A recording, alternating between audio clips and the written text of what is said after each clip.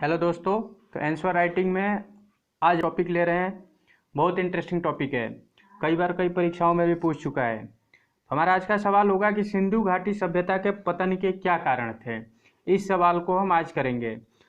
तो सिंधु घाटी सभ्यता का पतन लगभग 1800 ईस्वी पूर्व में हो गया था, लेकिन उसका पतन के कारण क्या है यह आज तक विवादित है। अभी तक बिल्कुल क्लियर हमें नहीं पता है कि इसके पतन के क्या कारण थे।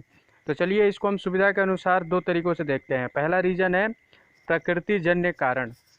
तो इसमें हम देखेंगे कि कई इतिहासकारों का मानना है कि जलवायु संबंधी परिवर्तन हुए होंगे या भूगर्भीय परिवर्तन हुए होंगे, जैसे कि बाढ़ या फिर भूकंप आया होगा, जिसकी वजह से सिंधु घाटी सभ्यता का पतन हो गया।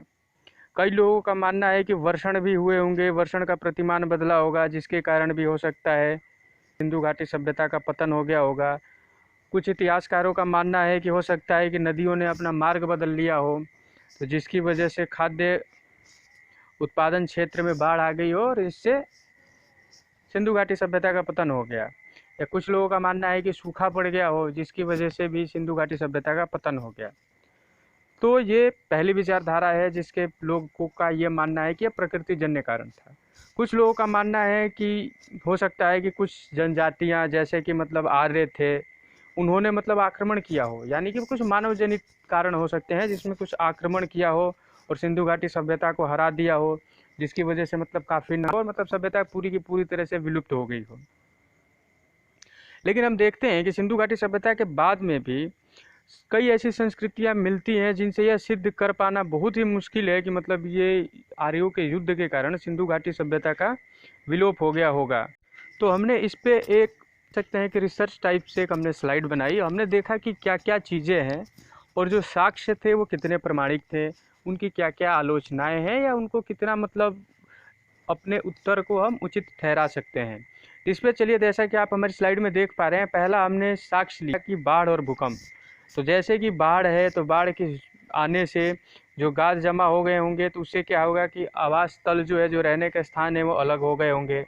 मकानों और सड़कों भूतल से जैसे 30 फीट तक गाद जम गई होगी, तो उससे क्या होगा कि जो मकान बनाए गए होंगे मतलब दूर हटके वहाँ से वो विस्थापित हो गए होंगे।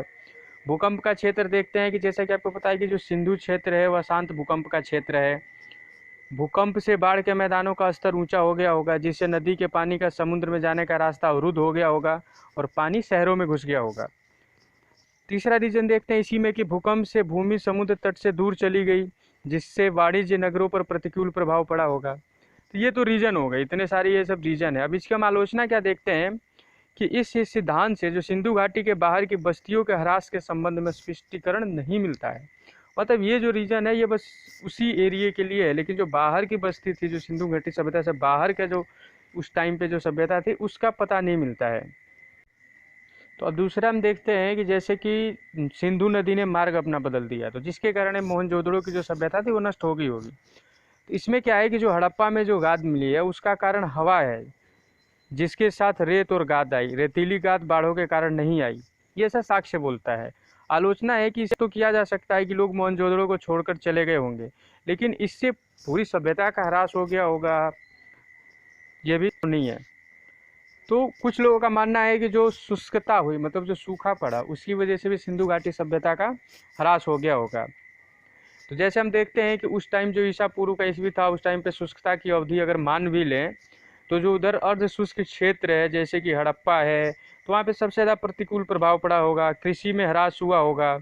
ठीक है, जो दिवर्तनिकी छेब से जो घग्गर नदी है उसके तंत्र प्रभावित हुए होंगे, वो सूख गया होगा। लेकिन ये पूरी तरह से प्रमाणित नहीं किए जा पाए हैं आज तक, और घग्गर नदी के सूखने का जो कारण है अभी तक निर्धारित नहीं हो पाया है कि वो किस काल में, मतलब उसका समय क्या था, कब थी। तो चलिए, अब जैसा कि बाकी हमने पीछे भी डिस्कस किया था कि कुछ लोगों ने बोला कि बर्बर अथवा आर्य आक्रमणकारियों ने हड़प्पा सभ्यता को बर्बाद कर दिया। तो इसके साक्ष्य क्या क्या है, साक्ष्य देख लेते हैं कि जैसे सड़कों पर नरकंकाल पड़े हुए मिले हैं। ऋग्वेद में जैसे देखेंगे तो उसमें दासों के किलों का वर्णन है, जिन्हें देवता पुरंदर नष्ट करता है। ऋग्वैदिक कालीन आर्यों के भौगोलिक क्षेत्र में पंजाब और घगर का क्षेत्र शामिल है, मतलब उन्होंने इस क्षेत्र को शामिल किया हुआ है।